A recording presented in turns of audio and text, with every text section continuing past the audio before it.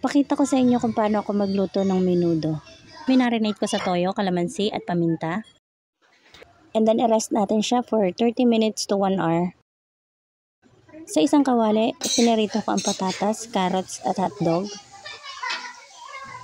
And then ipa-fry natin siya ng bahagya kahit hindi pa siya ganoon kalambot. Sa same pan, igisa natin ang bawang, sibuyas.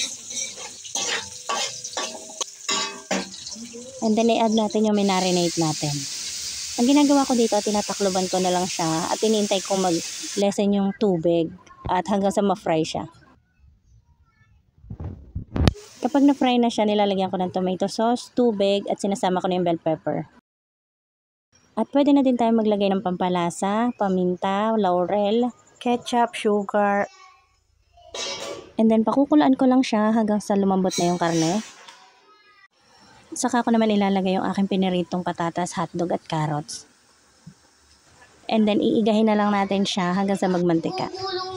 At ito na. Easy lang siya at napakasarap.